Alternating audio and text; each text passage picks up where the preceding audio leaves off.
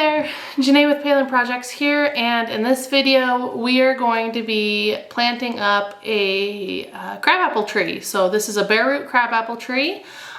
Just some notes. I know I've done a lot of Bareroot plantings this year, but if you haven't watched those, I'll just go through what I do when I plant a Bareroot tree. Again, I dig the hole as big, if not a little bigger than the root ball, so that I don't have to bend the roots. I put the biotone starter fertilizer in. It's an organic root enhancer fertilizer.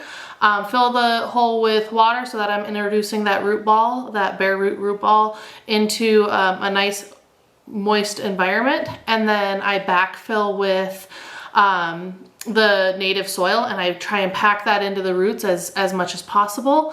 And then I top dress with compost on top of that, just to provide a little bit of extra nutrients.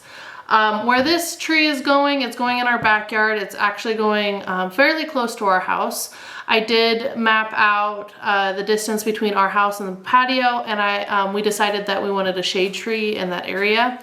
So this is the tree that's going to go in that area, and I'm pretty excited because this is a persistent crabapple.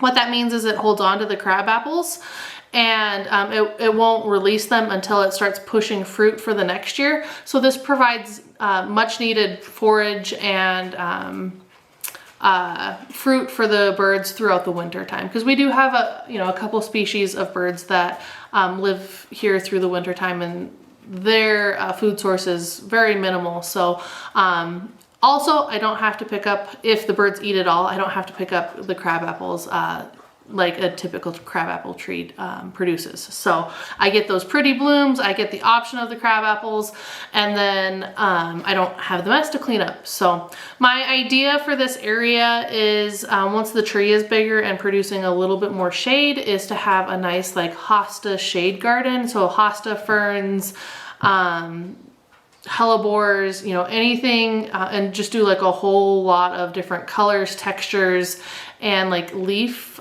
structures. That's my plan. I really, once I got this tree and decided where to plant it, I really, ideas really came to my mind of how this area is going to change in 5 years. So I'm really looking forward to that, just kind of a future goal in mind with this tree. But let's go out and plant it.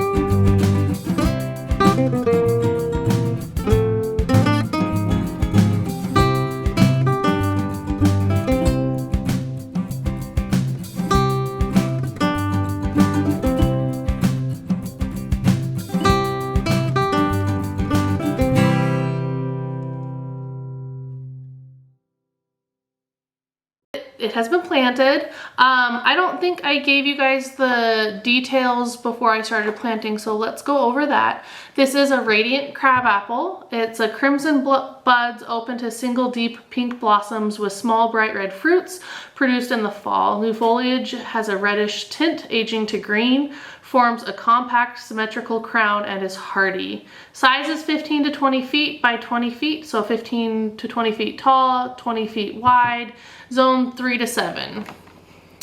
There's the back, if you guys want to pause and read it. This is a drought tolerant plant, so it shouldn't need a heck of a lot of water. I won't need to necessarily bring in a ton of drip. We do have a sprinkler that'll hit it, so I think that'll probably be enough. I am going to supplemental water it though until the roots get fully developed and it's a fully functioning fully growing tree. Just as a reminder, when we do talk about size of trees, 15 to 20 feet tall, so that's, you know, the height of the tree, it can be anywhere between 15 to 20 feet. Honestly, in our area, I'm kind of expecting this one to get to 20 feet tall, 20 feet, yeah, 20 feet tall. There we go. I think it'll love its area. It gets a nice block of afternoon and midday light. It is kind of shaded from the morning light, which isn't a big deal, but it gets full sun, which is the exposure that it likes. And then, you know, it'll have plenty of water and moisture, and crabapples really do well in our area. So that's another reason why I planted this. 20 feet wide, again, because when mapping out my other trees, I got it mixed up in my head. So I just wanted to remind you guys, 20 feet wide means 20 feet. So it's 10 feet and 10 feet. So the diameter is 20 feet, the radius is 10 feet. So 10 feet from the trunk, the center of the trunk. Again, we stepped this off. It has plenty of room to grow, even if it does get to be, you know, taller than 20 feet or wider than 20 feet. It has plenty of room to grow, and I welcome it too. So we'll fertilize it in the spring. I'll just sprinkle plant tone around the base of it and then water it in. Other than that, I don't really have any other maintenance for it. We'll prune in the early spring or late winter, probably late winter. But we'll prune it around that time to limb it up, you know, get those shorter limbs off so that we can, you know, mow and provide maintenance around that tree a little bit better, take off any dead branches, anything that's broken or damaged. But that's about it for this tree. So I'm looking forward to it. I'm looking forward to the pink blooms this spring. I do expect it to bloom still, so we'll expect that. And even if it doesn't bloom, guys, the foliage on this is just absolutely gorgeous. That red, that fresh foliage being red, and then it just ages to that beautiful green. I'm really looking forward to it. So I hope you enjoyed watching though. And if you have any questions or, you know, want to know anything else about this crabapple, please put a comment below and I'll get back to you. But we'll see you in the next project. Thanks, guys. Bye.